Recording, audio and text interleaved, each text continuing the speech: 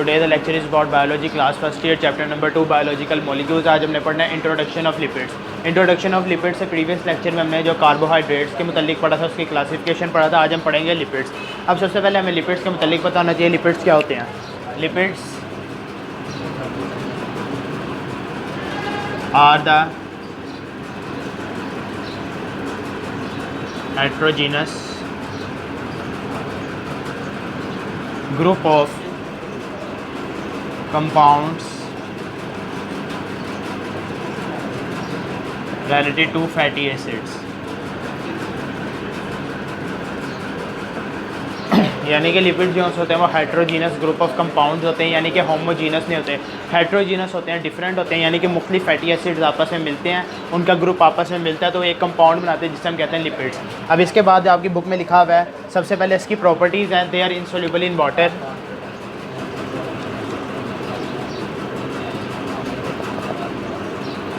सबसे पहले they are insoluble in water,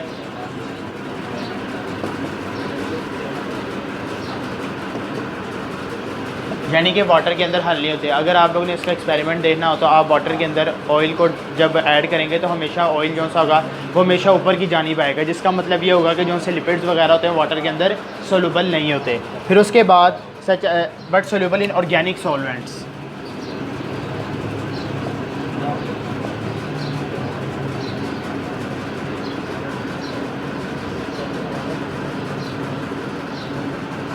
such as ether etcetera, यानी कि जो से मुख्तलिफ ऑर्गेनिक सॉल्वेंट्स वगैरह होते हैं उसके अंदर ज़्यादातर सोल्यूबल होते हैं, वाटर के अंदर ये सोल्यूबल नहीं होते। फिर उसके बाद लिपिड्स इंक्लूड, इसकी एग्जांपल से पहले हमें जो इसके एंड में टॉपिक है टर्पिनॉइड्स का, टर्पिनॉइड्स के नीचे इसका एक और फंक्शन है सारे। Lipids constitute the major source of energy, ये इसके फंक्शंस पहले कर लेते हैं। मेजर सोर्स ऑफ एनर्जी है,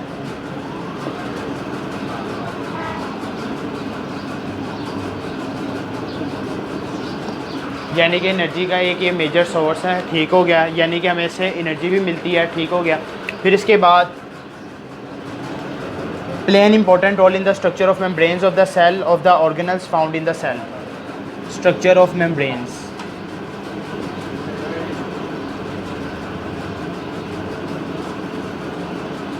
यानी कि जो से सेल की जो मेम्ब्रेन वगैरह होती है, आउटर मेम्ब्रेन, प्लाज्मा मेम्ब्रेन वगैरह होती है, उसके स्ट्रक्चर में ये अहम किरदार अदा करती है, ठीक हो गया, उसको सपोर्ट करने में। फिर इसके बाद स्ट्रक्चर ऑफ मेम्ब्रेन्स के बाद है दे आल्सो प्रोवाइड इंसुलेशन, यानी कि इंसुलेशन का मतलब होता है ये प्रोटेक्शन करती है बॉडी की, ठीक हो गया।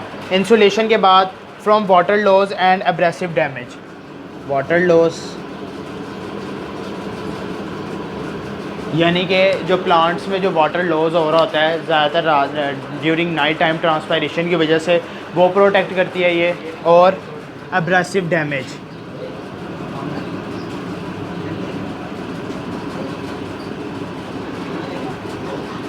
यानी कि ये एब्रेसिव डैमेज, यानी कि कोई भी प्लांट या एनिमल हो, ये लिपिड्स का अहम रोल होता है। एब्रेसिव डैमेज यानी कि वो उसे बचाते हैं किसी भी मतलब कि कोई भी अगर डैमेजिंग इफेक्ट हो जाए तो उसे बचाते हैं, ठीक हो गया।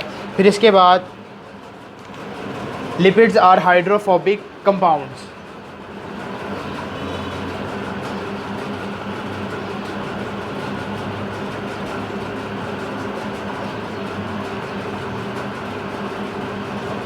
लिपिड्स क्या होते हैं, हाइड्रोफोबिक कंपाउंड्स होते हैं। हाइड्रो मीन्स वाटर होता है और फोबिक मीन्स होता है डर, यानी कि वाटर के अंदर जो मैंने पहले पढ़ा था कि सोल्यूबल नहीं होते, यानी कि वाटर से डरते हैं, इसी वजह से सोल्यूबल नहीं होते। जो इसका मेन मीनिंग है फोबिक का मतलब होता है डर, ठीक हो गया।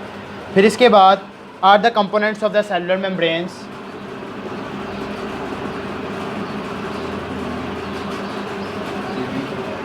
वही सेलुलर मेम्ब्रेन जो हमने पीछे पढ़ा था, यानी कि जो प्लाज्मा मेम्ब्रेन वगैरह को जो सपोर्ट करने का काम है वो ज़्यादातर होता है लिपिड्स का। लिपिड्स के साथ साथ lipids are also used to store energy, यानी कि एनर्जी को स्टोर करने के लिए भी अहम किरदार अदा करते हैं। स्टोर एनर्जी के साथ साथ Because of the high proportion of the carbon hydrogen bond and very low proportion of the oxygen, lipids store double the amount of energy as compared to the same amount of any carbohydrate. ये most important short question है. Why lipids store more energy? यानी कि lipid ज़्यादातर energy store क्यों करते हैं? Because of the high proportion of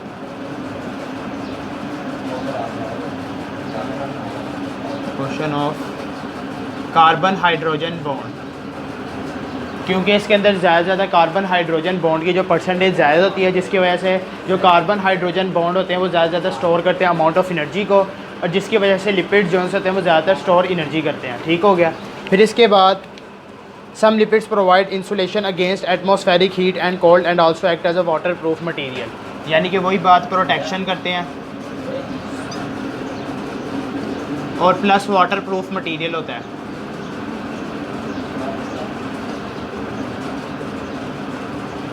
यानी कि इसमें से वाटर जो होता है वो पास नहीं कर सकता. फिर इसके बाद waxes in the exoskeleton of the insects.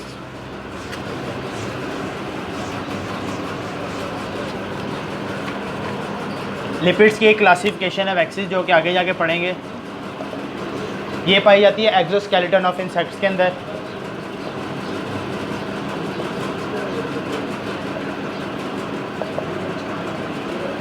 यानी कि उनके जो इंसेक्ट्स वगैरह होते हैं, उनका जो बाहर का जो ढांचा होता है उसके अंदर ये वैक्सीज पाई जाती है. और वैक्सीज क्या होती हैं? लिपिड से कंपोज हुई होती हैं. ठीक हो गया. Waxes in the exoskeleton of the insects and the cutin. अब क्यूटिन क्या है? अब प्लांट या कोई भी लीफ वगैरह होता है, लीफ हम ले लें, इसकी जो आउटर लेयर होती है वो एपिडर्मिस होती है.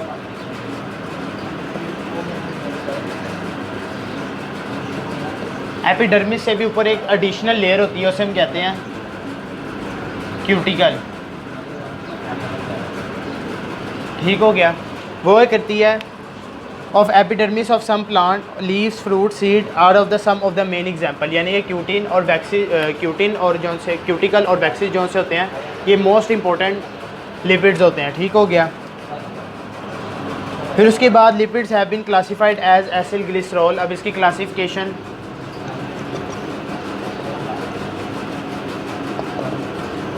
Acyl glycerol, waxes, terpenoids,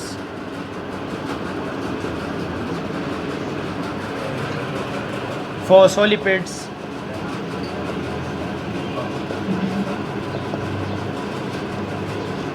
etcetera होती हैं. ठीक हो गया. ये वो 4 हैं जो कि आगे जाके हमने लिपिड्स की क्लासिफिकेशन के अंदर पढ़नी है. इसके अलावा ही बहुत ज़्यादा, जैसे इसके अंदर कैरोटिनॉइड्स है, स्टीरॉइड्स हैं. ठीक हो गया. ये इंट्रोडक्शन ऑफ लिपिड्स था. होप्स हो कि आपको समझ आ गया हो. Thank you very much. अल्लाह हाफिज़.